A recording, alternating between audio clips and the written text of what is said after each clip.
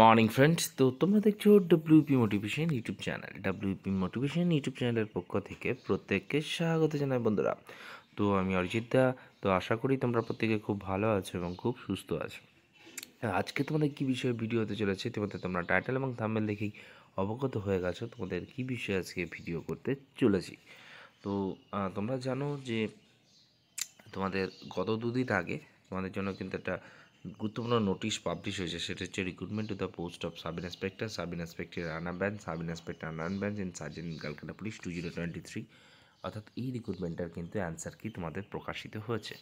তো এবার তোমাদের মনে সকলের প্রশ্ন, তোমাদের পরবর্তী পদক্ষেপ কী হতে চলেছে সেটা নিয়েই কিন্তু আজকে আলোচনা করছি। তো অবশ্যই চ্যানেলে যদি নতুন হয়ে থাকো চ্যানেলটিকে সাবস্ক্রাইব করে রেখে পাশে বেল আইকনটাকে প্রেস করে রাখতে ভুল করো না, এবং অবশ্যই নোটিফিকেশনটিকে অল করে রেখো, যাতে নিত্য নতুন চাকরির আপডেট যেগুলি প্রোভাইড করি সেগুলি যাতে সবার আগে পেতে চাও।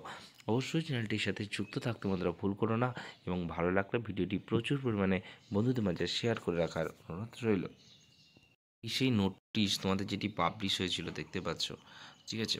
তো 28/1 যে পরীক্ষাটা হয়েছে 100টা কোয়েশ্চেনের কিন্তু তোমাদের আনসার দিয়েছে। তো 29 তারিখ থেকে কিন্তু তোমাদের আর যে 7 দিন পিরিয়ড রয়েছে, ঠিক আছে। তো অনেকের প্রশ্ন তোমাদের মনে হচ্ছে প্রশ্নটা কিছু ডাউট রয়েছে, তো তাদের উদ্দেশ্যে বলছি। দেখো এখানে বলাই রয়েছে যে তোমাদের কিন্তু if any to the notice of the West Bengal police recruitment board through email. তো তোমাদের যদি কোনো রকম মনে হয় কোনো ভুল রয়েছে, তো সেটার জন্য কিন্তু তোমাদের এখানে মেল করতে বলা হয়েছে, ঠিক আছে। কম্পোজ মেল অপশানে গিয়ে wprb10@gmail.com সেখানে গিয়ে তোমাদের যে কোশ্চেনগুলো ভুল মনে হচ্ছে, ঠিক আছে। তো অনেকের 3-4টে কোশ্চেন্স সন্দেহ রয়েছে, যেটা আমিও তোমাদের আগের ভিডিওতে বলছি। তো তোমরা বেশি বেশি করে মেল করো। এটা মেল করাটা কোনো ভয়ের কিছু নেই বা কোনো চিন্তার কিছু নেই। তো যতটা খবর রয়েছে তোমাদের এটা নিয়ে একটা রিভাইসড অ্যান্সার কি আসবে সেটা বৃহস্পতিবার নাগাদ কিন্তু তোমাদের আসতে চলেছে, ঠিক আছে। আর রেজাল্ট নিয়ে অনেকে আবার পরবর্তী পদক্ষেপ বলতে রেজাল্ট নিয়ে অনেকের প্রশ্ন রয়েছে।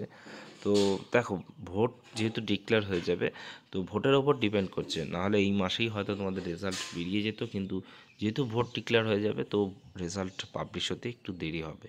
ওকে, তো পিএম এবং পিটিও করতে হবে, একটা চিন্তা ভাবনা রয়েছে। যেহেতু ভোট, তো পরবর্তী পদক্ষেপ ভোটের পরেই হবে, এইটুকুই তোমরা ধরে চলো, ঠিক আছে। তো আশা করি তোমাদের মোটামুটি আমি বোঝাতে পারলাম তোমাদের সমস্ত কিছু আপডেট, ঠিক আছে।